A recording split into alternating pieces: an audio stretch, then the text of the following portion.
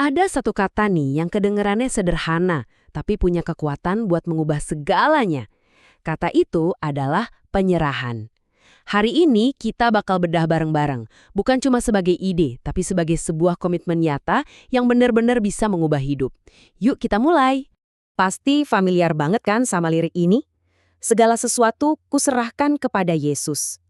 Kalimat yang simpel dari sebuah lagu rohani, tapi dalam banget ya maknanya. Nah, kalimat inilah yang akan jadi inti penjelajahan kita hari ini. Dan tahu nggak, di balik lagu yang luar biasa ini, ada pergumulan pribadi yang hebat loh. Dari seorang pria bernama Judson W. Van Deventer. Kisahnya dia ini yang akan jadi bingkai pembahasan kita. Sebuah contoh nyata tentang apa sih artinya menyerah itu? Oke, jadi mulainya dari mana sih? Prinsip pertama dan yang paling dasar adalah ini. Penyerahan sejati itu bukan cuma soal perbuatan di luar, tapi sesuatu yang betul-betul dimulai dari dalam. Dari hati kita. Coba deh kita lihat perbandingan ini. Di satu sisi, kita berusaha ngontrol semua, sombong sama kemampuan sendiri. Di sisi lain, kita belajar percaya dan rendah hati. Intinya gini, kita nggak akan pernah bisa benar-benar berserah kalau kita masih ngotot pakai kekuatan kita sendiri. Ini soal memilih antara mengandalkan diri sendiri atau mengandalkan Tuhan. Dan ini tuh bukan konsep baru. Alkitab bahkan ngomong lugas banget. Tuhan menentang orang yang congkak, tapi sayang sama yang rendah hati. Jelas banget kan, langkah pertama untuk berserah adalah, ya lepasin dulu ego kita. Terus gimana caranya? Nah, ini dia langkah-langkah praktisnya. Pertama, akui aja kalau kita ini punya banyak kelemahan. Kedua, lepasin deh gengsi-gengsi pribadi. Dan yang terakhir, secara sadar, kita merendahkan diri di hadapan Tuhan. Semua dimulai dari sini. Oke, setelah kita belajar rendah hati, apa lagi? Nah, ini dia nih bagian yang mungkin paling menantang. Penyerahan itu sifatnya total, bukan sebagian-sebagian. Coba bayangin, ini tuh bukan kayak kita lagi bagi-bagi kue. Tuhan nggak minta sepotong dari hidup kita. Bukan cuma sebagian waktu atau sebagian rencana kita aja. Enggak, Dia mau semuanya. Utuh. 100%. Titik. Bukan 99,9%.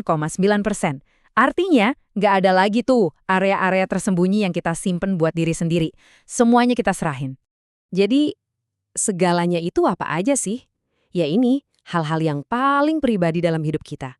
Rencana karir kita, impian-impian kita, bahkan ketakutan kita soal masa depan. Semuanya itu kita taruh di tangan Tuhan. Dan ini kan sejalan banget ya sama ajaran untuk jadi muridnya lah. Kalimat menyangkal diri dan memikul salib itu pada dasarnya ya bahasa lainnya penyerahan total. Artinya, kita bilang oke sama agenda Tuhan dan bilang tunggu dulu sama agenda kita sendiri. Sekarang kita masuk ke bagian yang paling mind-blowing dari penyerahan. Sebuah paradoks yang indah. Ternyata, justru saat kita melepaskan kendali, kita malah mendapatkan sesuatu yang jauh lebih besar. Keren kan? Nah, ini dia paradoksnya. Kita sering banget takut kalau menyerah itu artinya kalah. Tapi yang terjadi justru sebaliknya. Saat kita benar-benar berserah, kita itu justru menemukan kebebasan yang sejati. Jadi ini bukan kekalahan, ini kemenangan. Dan sumber kemerdekaan ini jelas banget. Ini bukan kebebasan untuk melakukan semua yang kita mau seenaknya loh ya. Tapi ini kebebasan dari beban. Bebas dari rasa cemas, bebas dari ketakutan, dan bebas dari beban berat karena harus selalu pegang kendali atas hidup kita. Jadi, apa yang kita dapatkan? Kita bebas dari beban harus mengontrol segalanya. Kita dapat kedamaian karena percaya penuh sama rencananya.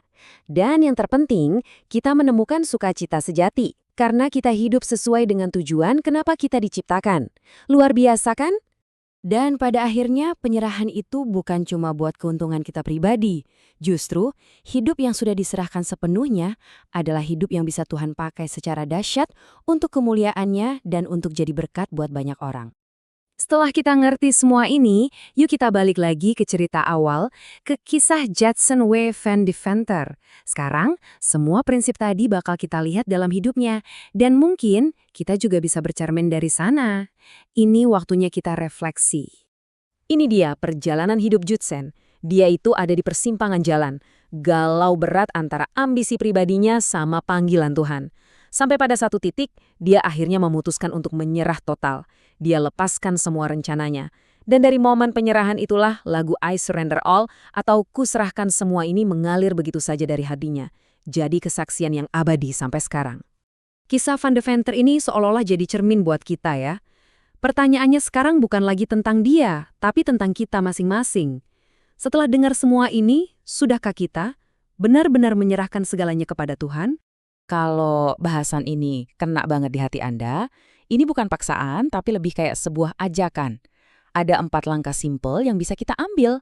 Mulai dengan merendahkan hati, lalu ambil keputusan untuk serahkan semuanya, belajar percaya penuh sama kehendaknya, dan dari situ, hiduplah dalam ketaatan, satu hari demi satu hari. Mungkin doa kita hari ini bisa sesederhana ini, sebuah pengakuan yang jujur dan tulus dari hati kita. Dan mari kita tutup pembahasan kali ini dengan sebuah doa penyerahan. Biarlah ini jadi kerinduan hati kita semua, supaya Tuhan mengambil alih hidup kita dan memakai kita untuk tujuannya yang mulia.